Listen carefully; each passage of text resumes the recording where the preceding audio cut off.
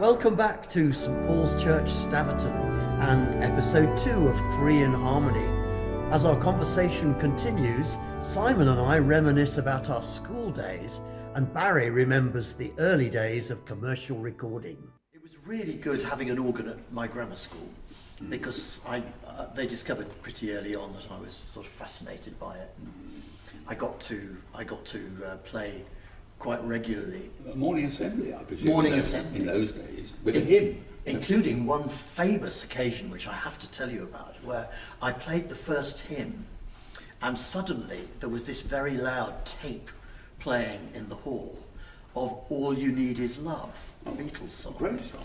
And at that point, there was a proscenium arch over the headmaster's table, and the floods opened and water poured down from above the proscenium arch all over the headmaster and all over it fused the organ, so there was no chance of playing another hymn. We discovered afterwards that some of the sixth form boys had actually managed to get a bathtub into the proscenium arch, filled it with water, got one of those rubber plungers and put it over the plug hole, that's the word, yes, with a rope attached to it. And then the rope ran along the curtain rail and out of the window.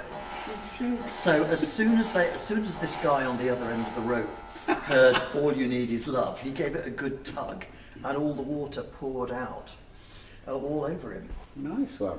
Yeah. It got in the Daily. It was in the Daily Mirror the next day. Really? Don't think it made the Times, but Obviously something about sixth formers and organists, because while you were talking about that, I remember that when I was at school, there was a big long hall and we used to have assembly every morning, and the organ was at the far end in the choir stalls, and I was on a rota with a couple of other guys that used to play the organ. And the headmaster used to come in at the far end in a sort of very grand gesture, and the whole school would stand up. So you'd have the hymn ready, because that was the first thing we'd do. So I'd turn the organ on and I'd have the hymn ready, and the headmaster would come in, and then you'd hear this sort of wheezing noise, and the dials on the organ would go like that. And what had happened would be that the sixth form boys used to stand by the power source for the organ, and they used to turn the wretched thing off. So they would leave it, and they would leave it off until the headmaster had announced the hymn, and they'd just leave it another couple of seconds, and then they'd restore it, and then you'd be, by which time you were like, yeah, we never did find out who dropped the water on the headmaster. Well, I did actually play at school, can you believe it? I went to a grammar school in Walthamstow, East London, but there was no organ there. I mean, it was piano for our morning assembly, but we had a Founders' Day service, and that was when the headmaster discovered that I played the organ. So I became somebody quite important in the school for a couple of days. Yeah. You know, would you play in this local church for the Founders' Day service? Yeah. I've no idea how badly I played. I mean, I just wasn't experienced enough, probably. Yeah. But I did play it.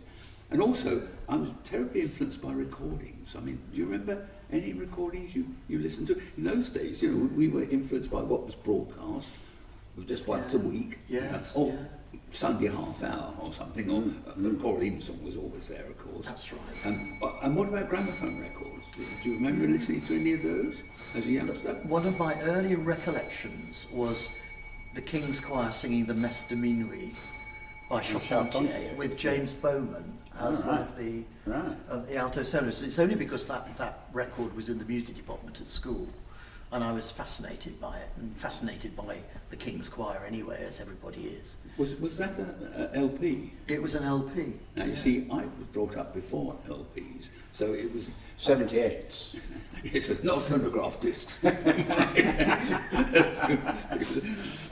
And I can remember Columbia issued this huge anthology of church music. Have you ever heard about that?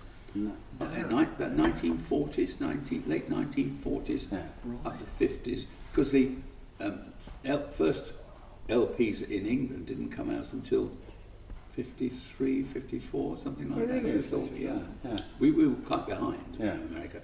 And various cathedral choirs recorded things that you could play over and over again in my house. I mean, I played Stanford in B-flat Magnificat, sung by York Minster Choir conducted by Francis Jackson with Alan Wicks playing the organ. Yeah, And two legends. Played it until I wore it out. And St Paul's contributed to that. There was as far as I remember, St George's Windsor sang "Fair is the Heaven," but of course it was too long for one side of a record in those days, so they had to stop halfway through and pick it up again. But the interesting thing is, when you turn the record over, it was a semitone higher. It was it goes flat. And the one that sticks in my mind, and it always stuck in my mind, and you may not know it, it's Samuel Wesley, Exultate Deo. Do you know that piece? Yeah. The English version is "Sing aloud with gladness." Is that right? Something like that. Sing aloud with gladness unto God our Saviour. That one. And Gerald Knight's choir sang it at Canterbury on one of these records. Yeah. Absolutely terrific. And he brought the organ in for the last 8 bars, having gone all the way through that 8-part thing unaccompanied. Yeah. And it was slam in in tune. tune. Amazing. Slam in tune. Fantastic. Yeah. I mean, they were very influential, those records. I mean, I've got one. No, I've got one with me. I've actually got it. Fantastic. This is it. Amazing. Have a It look looks at that. And pre-editing, of course. Yeah, oh yes, Oh, yeah. straight to it. Straight No, takes. no edits, no, just straight takes all the time. It doesn't say who the organist was. No. But it's really interesting, isn't it? How much in latter years we as choir masters have learnt. Recording has become so important because you hear other choirs, you hear styles, you hear interpretations, you hear new music which you don't know, and you learn from that in a way. I was quite fascinated when I first went to Salisbury that there was some early archive recordings going back to the 50s or so. And for example, I remember Gibbon's "Oh Clap Your Hands," and that sort of pinched vowel sound. And they literally used to sing "Oh Clap Your Hands." It was rather like David Wilcox and sort of early Kings. And the speed was so slow. It was almost a different piece. Yeah. And you think, oh my goodness me, this sounds terribly laboured. But you hear these things, and then you hear modern recordings, and you think, wow, that's amazing. And I've learnt so much from just listening to recordings of other choirs. Yes. And it's so beneficial. And I think in a way, there are now so many fantastic recordings around, but in a way it's spoilt us for listening to music live, because I think we all expect live performances to be we all know as good as they are on disc. It's not that performers' art anymore, it's the editor's art, surely. completely. Yes, that's right. It's what you can do now, drop this bar in and that bar in. Yeah. And it's perfection, isn't it? Everybody wants perfection, but luckily we still have live broadcasts, Yes. not that often. Digital editing, of course, is so easy now as well. Yeah, so we strive for total perfection. I can remember I was the organist at St Mary's Warwick for a number of years, and I made an organ. I was going to say an organ CD. They didn't exist then. I made an organ record, and it was made by a particular company in Oxford. And I used to go down to edit, and he had the tape, and he would mark it with chalk or something, and then he'd have a razor blade, and he'd just cut it. And I always remember once we were doing something, it was quite late at night, we were quite tired, and he cut this bit of tape out, about that much, which represented sort of a millisecond or so, and he dropped it on the floor, and we were scrambling around trying to find it, and he put it in. And he put it in upside down. And we listened to it, and he said, oh, that sounds great. So you sort of think, well, whatever. Now, that happened to me with the when we recorded the Allegri at Guildford. In those days, of course, it was in English. There was no George Guest Latin edition to be bought. Yeah. And we recorded the choruses and then sent the choir home, the boys home. Then we recorded the plain song bits, then sent them men home, then kept the solo quartet. Yeah. And my brother-in-law was recording it, had all these bits of tape on the floor saying, those are the choruses. Oh, it's true. Those are the plain song, and that's a solo bit. Join them together, and of course the razor blade has caused some problem with the magnetism. Oh, yes. So there was dropouts all over the place, as they called them.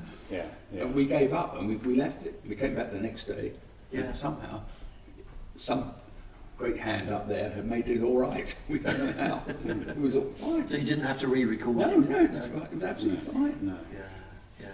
Well, it is. I mean, it is quite extraordinary. I was actually bowled over last year. I have this great privilege now of producing carols from Kings on the television. So, I mean, my job is really the liaison between the director of music at Kings and the BBC, and listening to the performance. But I also get involved in the TV edit. And so after we've made sure that Dan Hyde is happy with the sound, we then put that together with the television shots. And this guy who does all the television edits, I mean, the things they can do today, just to give you one example, there was a lovely shot from the high altar in front of the Rubens picture, looking toward the sort of famous view towards the organ and the choir of Kings. And there was a woman sitting right at the end, and she had a red bag stuck under the seat. And when you saw the shot, all you noticed was this blooming great red bag. And I said, what are you going to do about it? Oh, he said, it's fine. He said, look, I've got this little gizmo here. And it was almost like an eraser. And he just, like, on the picture, he just went, and this bag disappeared. Yeah. And you just had... And then there was a camera at the far end under the organ screen moving, and you could just see the illumination of the screen. So it moved. So if you look carefully, you could see it. So he managed, with a sort of time frame, he managed to take this out as well. So, Amazing. I mean, today, you can do anything. Yeah. Orally and visually. It always amazes me that these days you can actually alter the pitch of a performance. Oh yeah. Of course, in the old days it would and- only be and done the by speed. and Yeah. at the speed. And the yeah. speed, of course. Yeah, without affecting pitch. Without affecting the pitch. I have to confess I've done that once Yeah. for somebody else's car, not mine, just to make it a little more lively. Yeah. But I believe you also had experience We, of that, did you? I did well when we recorded the Mozart Requiem. When I heard back to the edited tapes, I heard the Domine Jesu Christo, and it was just a tiny bit slower than I really wanted it to be. Yeah. So I said to Adak Khan, who was the recording engineer, is there any way we could just make that just a tiny bit quicker? And he said, oh, he has no problem at all. This They is did. orchestra and This is choir. orchestra and choir, but they can actually make it go faster Without- or slower without going affecting the sharp or- pitch, yeah. which is extraordinary. I And know. we just got it to the perfect. But you've got to remember that I was around when the first domestic tape recorders came out. This was the Grundig tape recorder. And I bought one of these, and of course they went the other way, from instead of going from left to right, it went from right to left. Oh, true. So you can't play any. Well, you can play some of those tapes if you find the right person to do them for you. Yeah. And a lot of my influences were by recording things off the radio. Yeah. Recording choral evensongs, Yeah. some of which were terrible. I mean, they really were Yeah. awful. Yeah. And recording Kings, doing wonderful things. I can remember them doing the Christmas Story of Shoots. Oh, lovely one. With Thurston Dart playing the harpsichord, and Nigel Rogers singing the tenor absolutely beautifully. This is way back in the 1950s. Yeah. I was still working in the insurance office then. I wasn't a musician, No. so I had to. When you started at Guildford, did you used to record all the services so that you could listen back and say, well, I want to work harder on that tomorrow? And is that something? Yes, my brother-in-law is a sound engineer. Yeah. He wasn't my brother-in-law then, but he came and recorded as often as he could. But in the beginning, we recorded through the cathedral's PA system. Now you can imagine what that was like. The bass next to it, and the alto next to that side. So it's completely unbalanced. But I hadn't got to Guildford, remember, I was still in the insurance office. So I actually had to make that jump to be a cathedral organist. So how did you do that? Join us for episode 3, and as our conversation continues, Barry recalls his escape from commercial life into professional music and the foundation of Guildford Cathedral Choir. Do join us if you can, and we really hope to see you soon.